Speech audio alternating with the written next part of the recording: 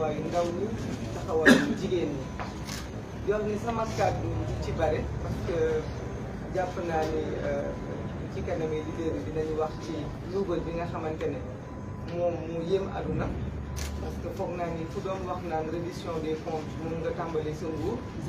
wax ne da ngay taxawal ay crédits pour di topp nit ñi ay alal jàpp ay nit tëj leen ci ay caisse d'avance takkal bor bu ne ci réew mi kenn ku nekk nga am loo ko jiiñ boo demee ba Cour des comptes yi génnee rapport bu toll nii war ngaa am kersay wër plateau yi di ko layal waroon ngaa mën a rek teg li nga xamante ne moom mooy sa wareef mooy nga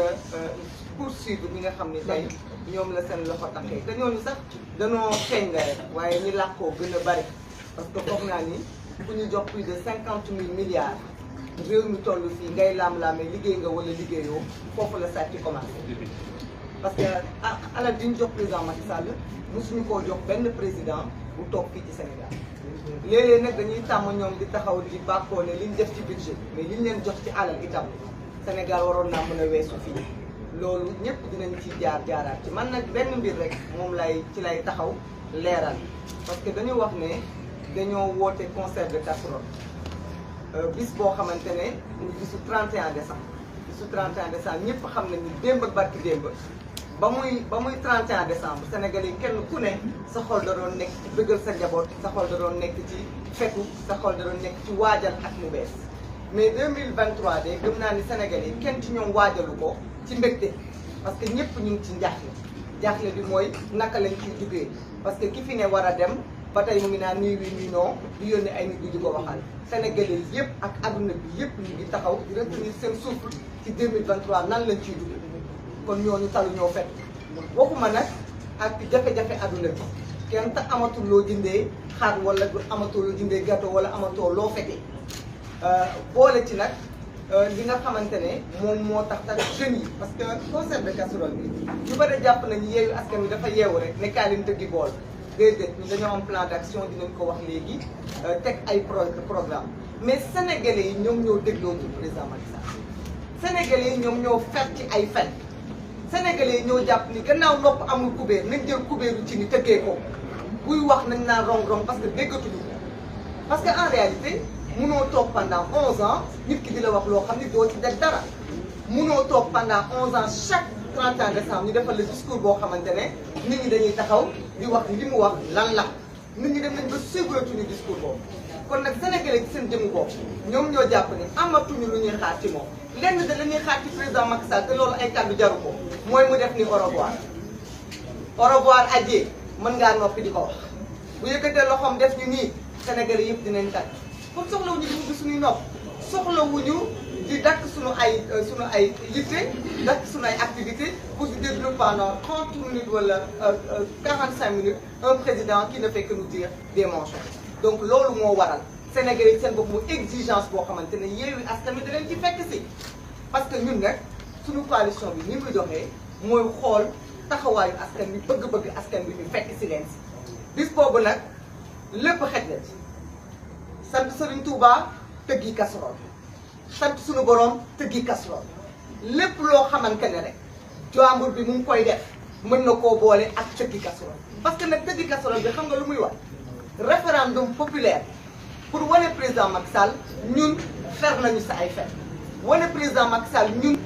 pare nañu tàggatoo ak yow wane président Macky Sall na xembaay jeex na ne la watuñu danoo yeewu wan leen itam suñu ci nii amuñu luñ ci def amuñu ganaar yu ñu togg amuñu yàpp yu ñu togg amuñu lu ñu fete kon nag dinañu tëgg ba adduna bi yëpp tëgg dinañ tëgg itam ba nit ñi xam ne bëgg nañu jàmm ba nit ñi xam ne sénégalais yi adduna bi yëpp xam ne Sénégal kat mu ngi lancé message président Macky Sall ne ko pare nga jeexal nga bul tànqal nit ñi bul yee fitna bul yëngal réew mi bu fekkente ne loolu nag foog naa ni ay tamaki casserole la képp koo xamante ne xañ nañ la sa baal xañ la sa ginaar xañ la sa michu xañ la sa leneen ak leneen dañu ne na nga tëgg ndax looloo gën a nag sedd ci yaram na nga yëngal sa ay bool yëngal sa ay vuvuzela lépp lu waay mën a def pour def bruit ba adduna bi xam ni peuple sénégalais kat mu ngi araftu boobu ba léegi ñu ngi araftu ñu ngi naan ñu ngi tëj suñu ay doom di tëj suñu ay papa di rey suñu ay frère waaye kenn yëngatuñu léegi nag dañu bëgg mbir mi gàkk comme président Macky Sall nee naa moom dafa am majorité ba tey muy wër di def ay tournée ba tey mu ne day jaay ay carte na ko sénégalais bépp sénégalais bu bëggul 2023 2024 ñu ne ci guerre contre la troisième candidature na nga jóg nga wane sa bopp na nga wax na nga tëgg na nga yëngal ba ñëpp xam ni doy na mu nekk référendum boo xam ni foog naa ni bu ci jógee déggaat dina xam ndax ay naxee mbaay carte yi ñu jaay moom mooy tax moom mu imposé wu wala déglu son peuple bi nga xamante ne dina wax di mu sëriñ bu wax donc maa ngi rafetlu taxawaay bi ñu yemale foofu kàddu yi.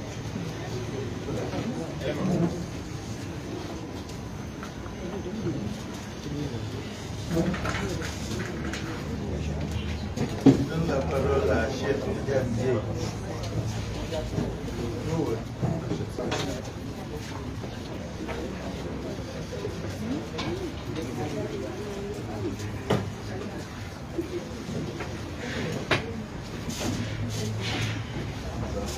asalaamaaleykum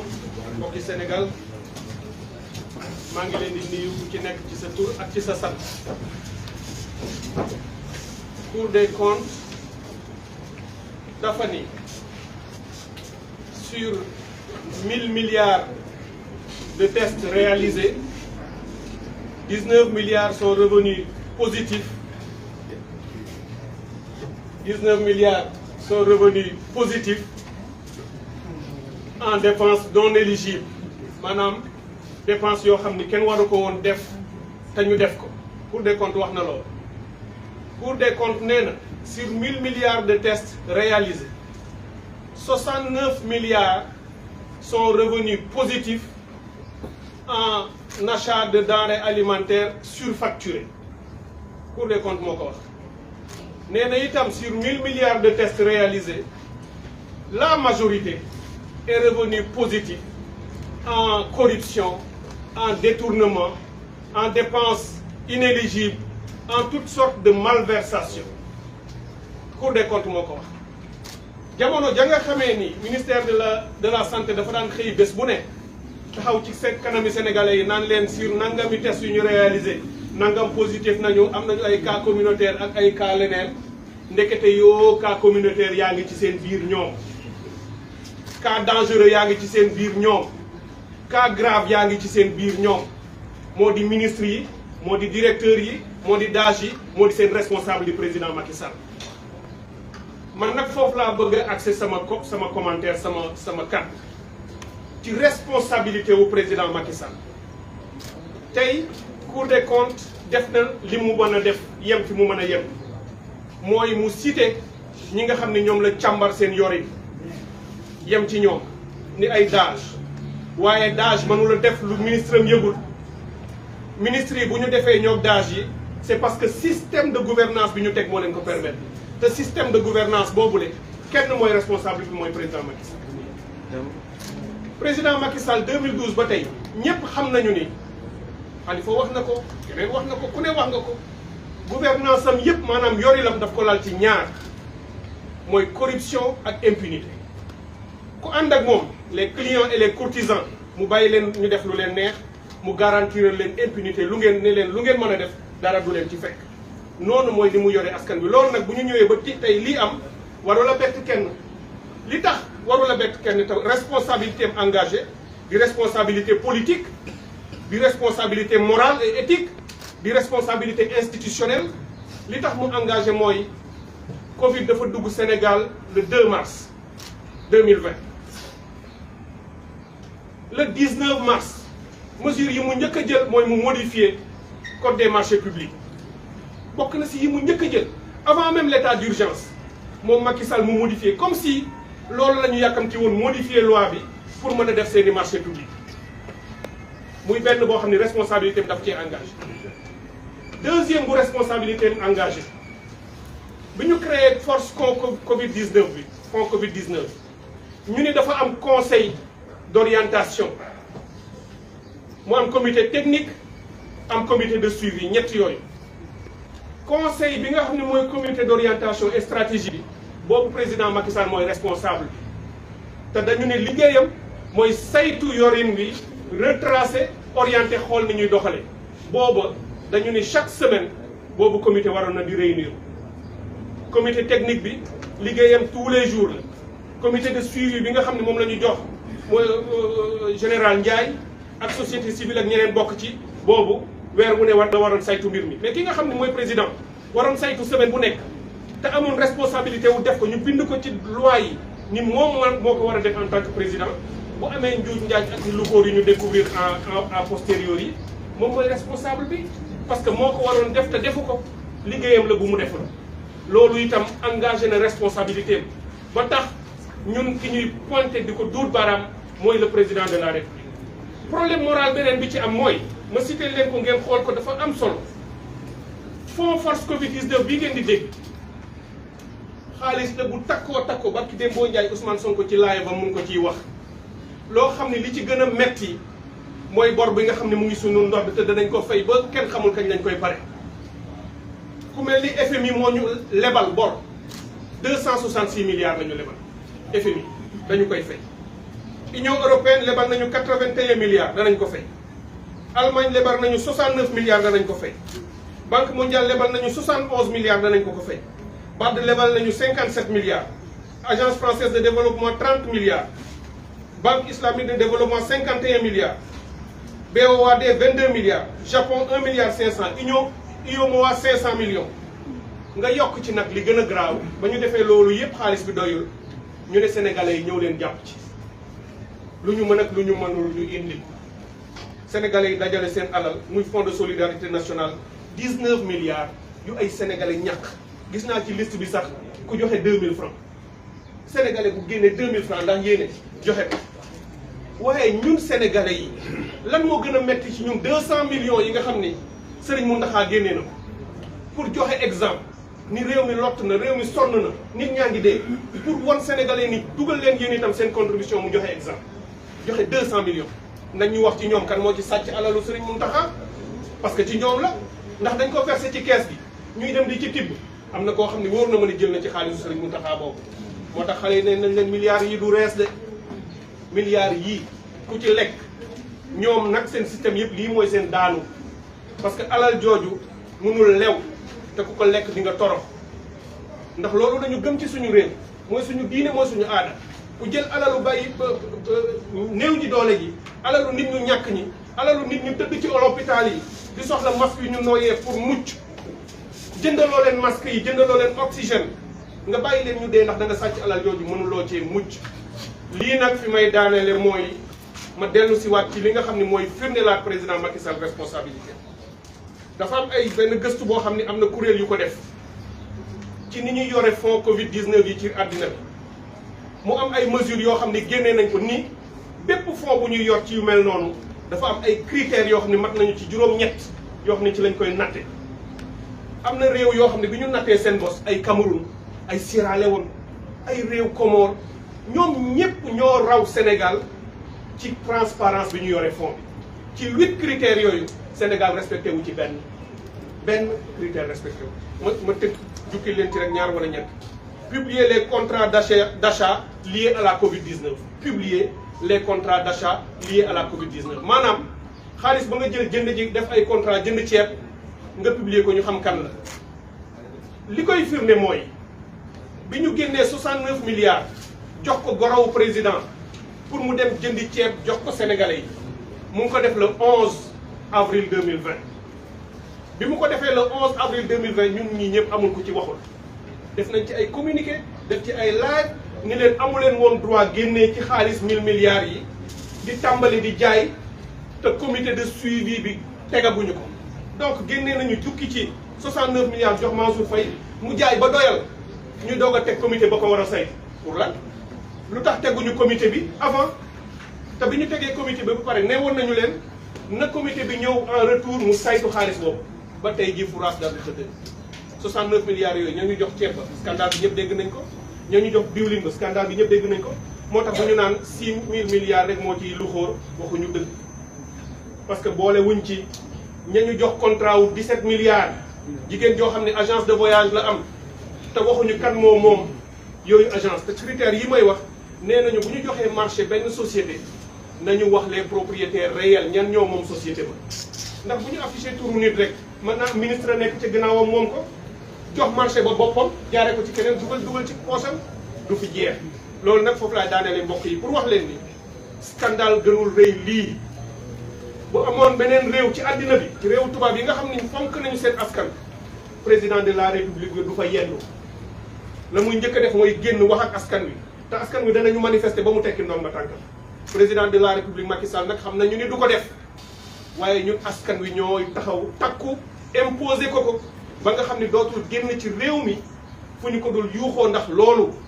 ba keroog mu koy leeral ñu yóbbu nit ñi ci justice yóbbu leen ci yoon ñu atte leen daan leen ñu delloo si sénégalais seen alal donc loolu mooy li ma ci bëggoon yokk teg ko ci li ñu fi wax bu ngeen déggee ni ñuy waxee tey ngeen xam ni metti nañu ba ci suñu biir xol ndax dafa laal bakkanu doomu aadama ay nit ñàkk bakkan entreprise tëj nit ñàkk seen liggéey ndekete yow am na une minorité boo xam ne ñu nga ca kaw di séddoo di sédd seen i mbokk loolu mooy li nga xam ni kenn dootu ko nagu ci biir réew mi ma leen di sant di leen gërëm merci.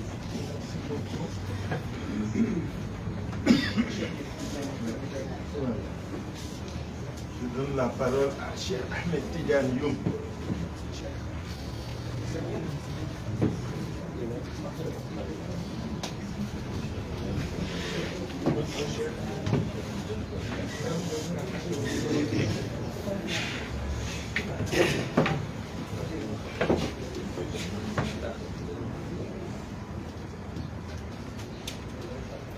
Bonjour mesdames, messieurs les journalistes. Je ne saurais commencer mon intervention sans parler de nos 2 camarades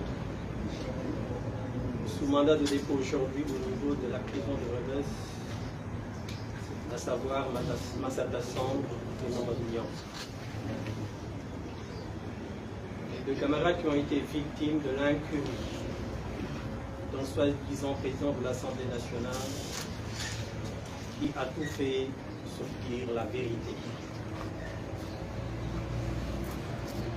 Par l'incompétence et l'incurie de cet épouvantail, aujourd'hui, nos 2 camarades sont encore en prison. S'il s'était considéré comme président de l'Assemblée nationale, s'il avait fait respecter le règlement intérieur de cette Assemblée, on n'en serait pas là aujourd'hui. Donc, nous leur disons simplement de tenir bon.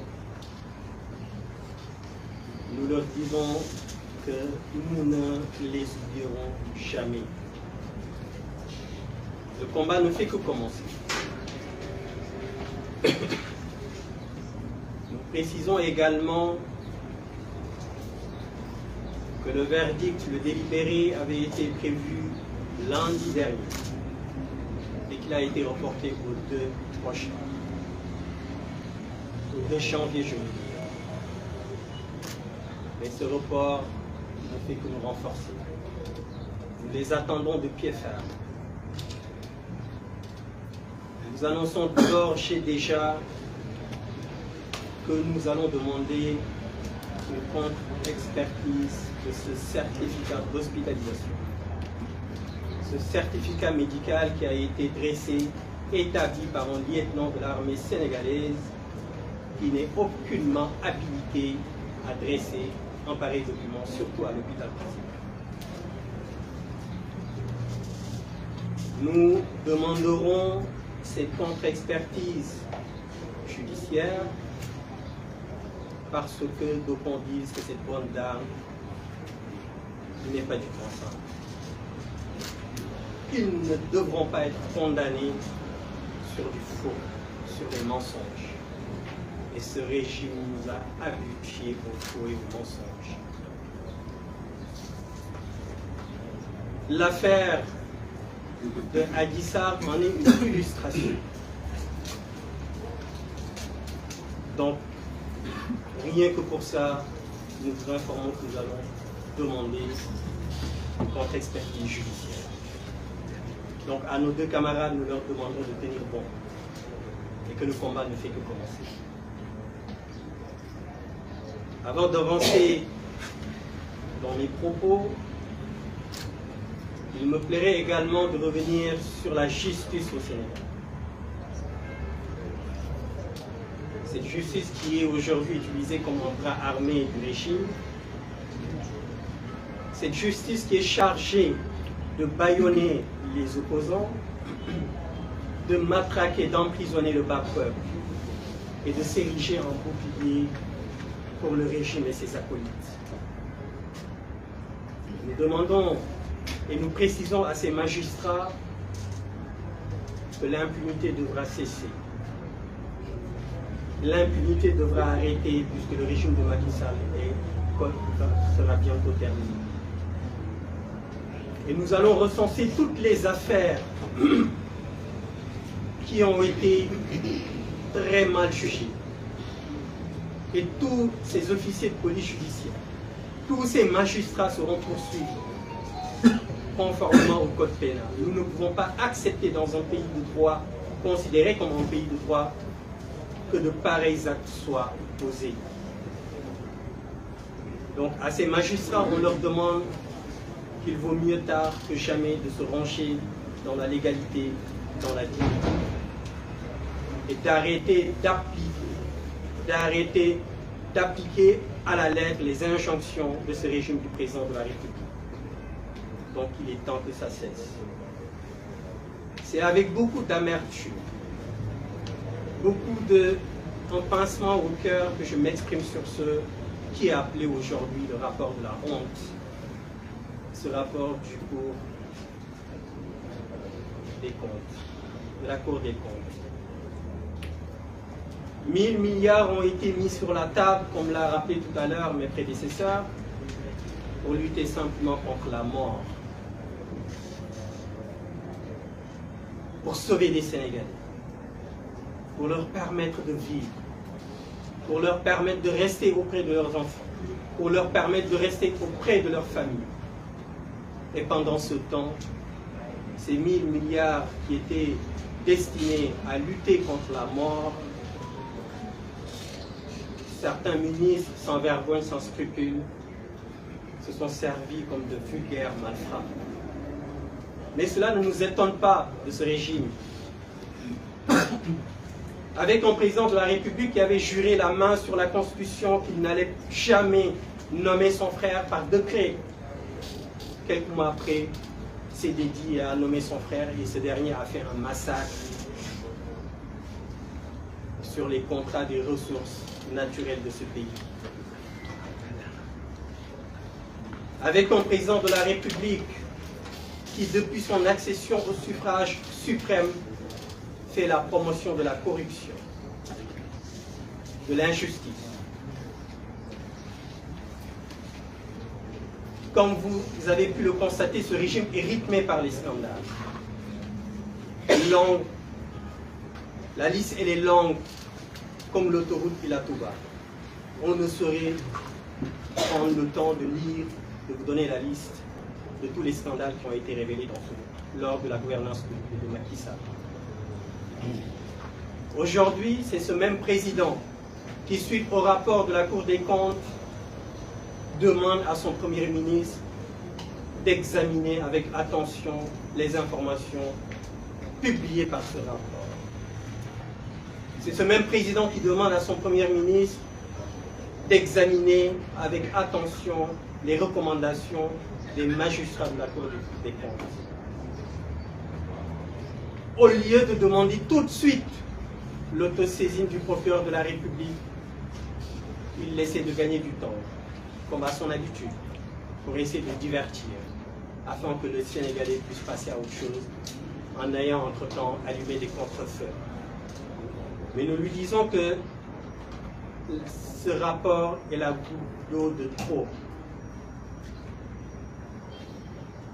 Ce pays ne peut plus continuer à être dirigé de cette façon, à être dirigé par un régime qui s'adonne à la kleptocratie, par un régime qui fait la promotion de la corruption, comme je l'ai dit tantôt. J'ai été la semaine dernière au tribunal, au palais de justice, pour assister au procès de nos deux camarades. Il ne s'agit pas, mes propos ne vont pas vers une promotion, une légitimation du vol ou de la corruption. Mais ce rapport me permet de de préciser le décalage qui existe entre le traitement entre les Sénégalais. J'ai assisté la semaine dernière, comme je l'ai dit tantôt, au tribunal, au palais de justice, à des Sénégalais qui ont été jugés pour certains. Mais deux m'ont frappé.